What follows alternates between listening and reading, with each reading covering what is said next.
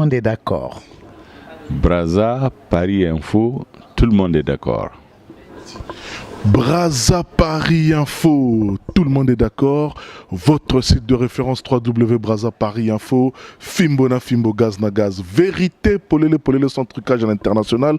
Nous avons le plaisir aujourd'hui de recevoir Monsieur Choguel Maïga. Choguel Maïga, plusieurs fois ministre au Mali, plusieurs fois candidat à l'élection présidentielle. Avec lui, nous allons évoquer la crise malienne, le Sahel et plusieurs questions de la société malienne. Monsieur Maïga, Choguel, bonjour. Bonjour. On rentre tout de suite dans le vif du sujet. Vous étiez plusieurs fois ministre au Mali, candidat à l'élection présidentielle à plusieurs reprises. Si vous étiez élu, comment est-ce que vous devez gérer la crise au Nord Mali? Je pense qu'on en a suffisamment parlé pendant la campagne. Ce n'est plus le moment de faire des promesses. Ce qu'il faut dire aujourd'hui, c'est de s'apaisantir sur ce qui est en train de se passer. Qu'est-ce qui ne va pas par rapport aux promesses que celui qui est au pouvoir aujourd'hui a fait aux Maliens comme promesse? Monsieur Choguel, vous arrivez à Paris 2 jours après la célébration de 60 ans de l'armée malienne. Y a-t-il un lien? 59 ans de la fête de l'armée. Effectivement, il y a un lien parce que c'est une association de Maliens installée en France en collaboration avec d'autres organisations sous-régionales, des Africains installés en France qui ont estimé que je pourrais venir leur faire un exposé sur d'abord les 59 ans de l'armée malienne, ensuite sur la situation sécuritaire au nord du Mali et au Sahel d'une façon générale, et sur la situation politique et sociale dans notre pays. Voilà pourquoi je suis là actuellement à Paris. Vous avez écrit un livre sur la crise malienne. Est-ce que vous pouvez nous édifier davantage? Ce livre a été publié en 2018. Il visait un objectif. Vous savez qu'après le déclenchement de la rébellion en 2012, les mouvements séparatistes ont élaboré avec leur soutien et les lobbies qui les financent et les encadrent en Europe, un certain nombre d'argumentaires pour justifier la rébellion en prétextant premièrement que le Nord serait la terre de leurs ancêtres qui serait colonisée par les Maliens du Sud, ce que nous avons démontré que c'est faux, qu'ensuite que le Nord est abandonné par les autorités maliennes depuis l'indépendance, que les populations touareg et arabes au nord du Mali sont victimes de ségrégation de la part du gouvernement malien, que la représentation des populations du nord dans les institutions maliennes n'était pas effective. Nous avons aussi remarqué qu'ils ont ajouté un autre argument, le manque de développement, disent-ils. Alors nous avons pris ces arguments qui semblent être les arguments sur la base desquels on a voulu construire la paix au Mali.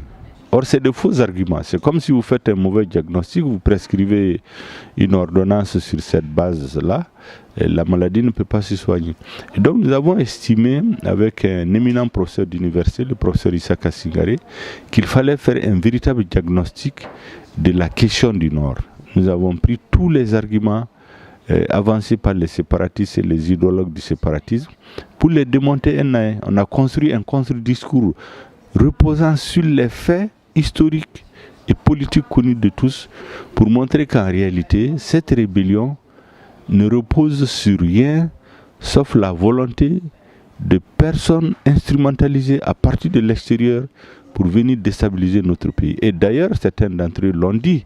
Ils ont dit que c'est le gouvernement de Nicolas Sarkozy, après la chute de Kadhafi, qui leur a promis de les aider à diviser le Mali et créer un fantomatique état de l'Azawad au nord du Mali.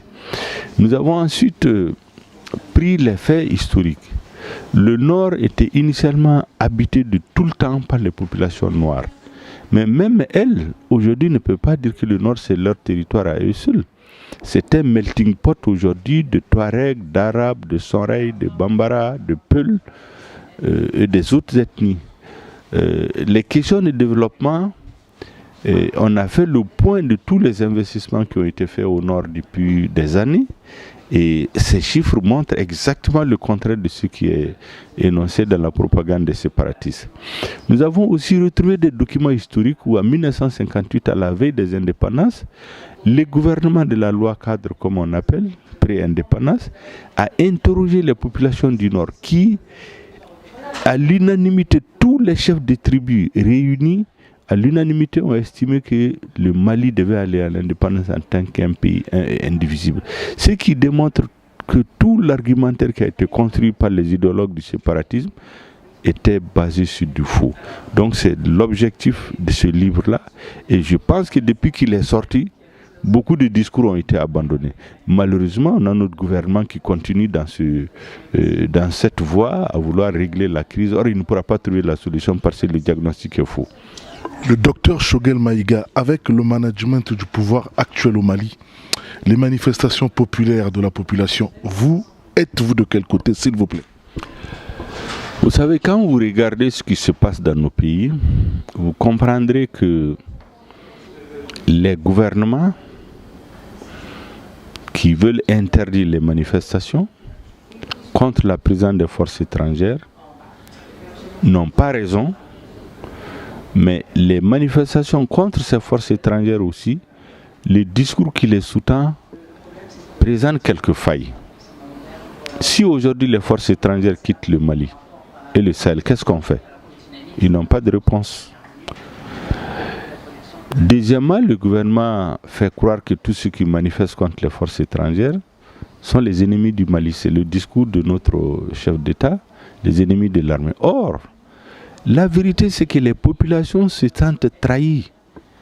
Parce que lorsque l'opération Serval intervenait au Mali en 2013, c'était à la demande du gouvernement malien. C'était pour atteindre 3 objectifs qui étaient déclarés, reconnus officiellement.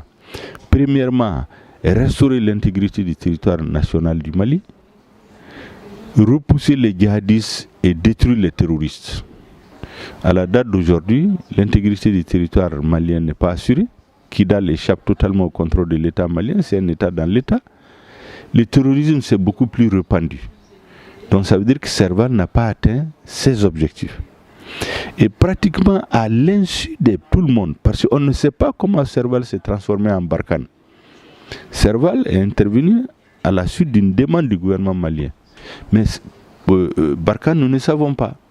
Et on constate que le terrorisme ne fait que s'étendre.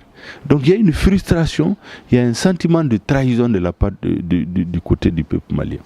Vous avez la MINUSMA qui a été appelée aussi pour aider à combattre le terrorisme. C'est ce qu'il y a dans la résolution 2100 du 25 avril 2013.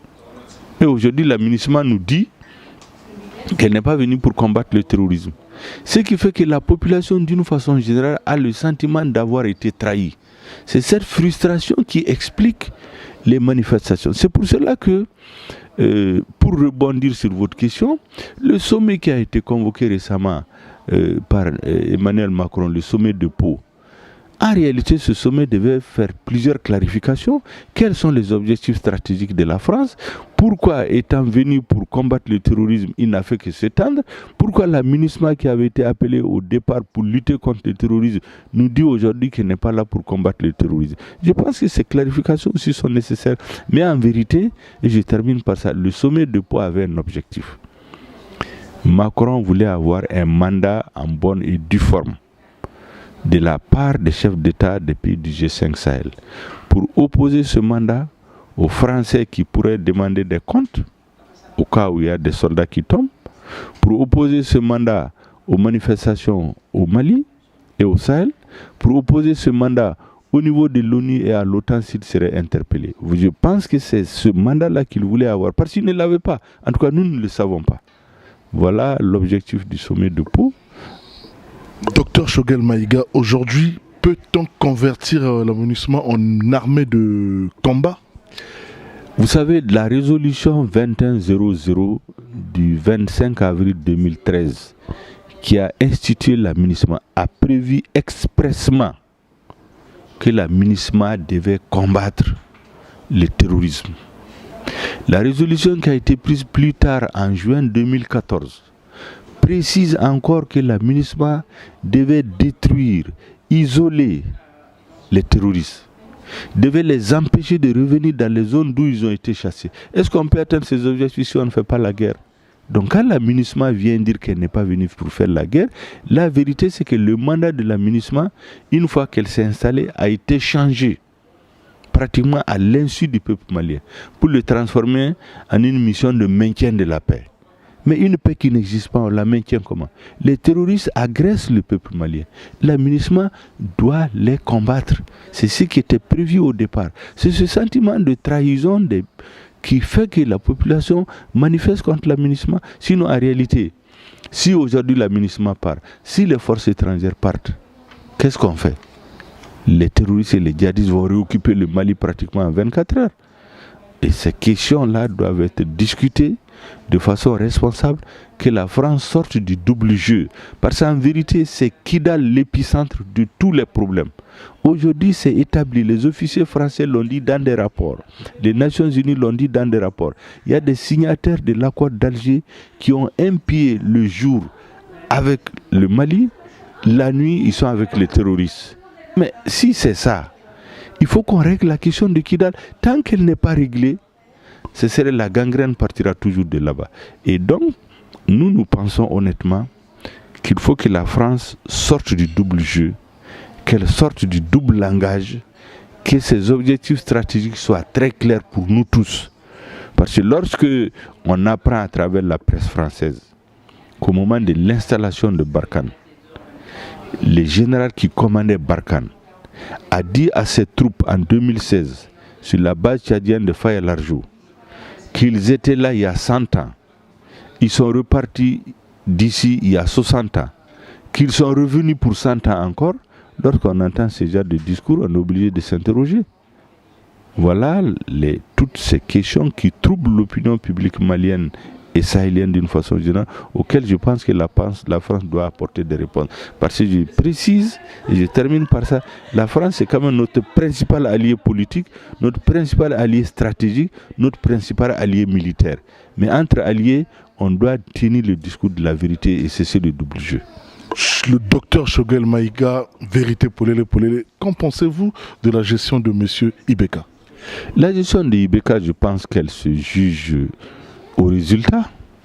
Le résultat, c'est qu'Ibeka avait été élu en 2013 pour résoudre la crise du Nord. L'insécurité, c'était à Kidal au moment où il était élu. C'est revenu à Gao, c'est revenu à Tombouctou. Aujourd'hui, on a une situation de guerre civile dans le centre du Mali, à Mopti. L'insécurité est descendue jusqu'à Ségou, jusqu'à Koulikoro, jusque dans la région de Kaï. Je pense que l'échec est patent. Ce qu'on dit en Bambara, à Dessera. Il n'en peut plus. Si vous étiez élu, comment est-ce que aurez-vous géré cette crise? Bon, attendons que je sois élu pour dire ce que je vais faire, parce qu'on n'est plus en campagne. Pendant la campagne, j'avais dit mes solutions. Attendons que je sois élu et vous verrez. Le docteur Choguel Maïga, on arrive au terme de notre émission Vérité Polele Polele sans trucage. Votre mot de la fin, s'il vous plaît. Mon mot de la fin, c'est qu'il faut que les séparatistes abandonnent le projet séparatiste. Il faut que la France le leur impose, parce que les séparatistes ont été instrumentalisés par les gouvernements français. Il y a des déclarations très claires de tous les ministres, des ministres des Affaires étrangères, d'Alain Juppé, n'est-ce pas, de Jean-Yves Le Drian, des députés comme Elisabeth Guigou du temps de Sarkozy encore. Des hauts responsables français ont officiellement préconisé la partition du Mali. Il faut que ce plan diabolique-là soit abandonné et qu'ils fassent pression sur ceux qu'ils ont instrumentalisés hier pour les installer dans cette logique-là de sortie de cette logique de partition. Je pense qu'à partir de ce moment, tout peut se négocier. S'il y a des doléances, on les pose, on les discute politiquement. Si la France a les moyens de faire des pressions sur le gouvernement, mais qu'elle le fasse dans le cadre des relations amicales et non pas continuer à faire un double jeu. Un jour, on nous dit que la France est venue nous aider. L'autre jour, tous les Maliens savent très bien que le principal soutien politique des séparatistes, c'est la France. Il faut qu'elle les abandonne ou qu'elle les oblige à changer de politique. C'était le mot de la fin. Brazza Paris Info expert en exclusivité, expert en images exclusives. Tout le monde est d'accord. Quand je dis tout le monde est d'accord, c'est sans exception. Makambo Oye Kotiti na Mali. À très bientôt, chers internautes.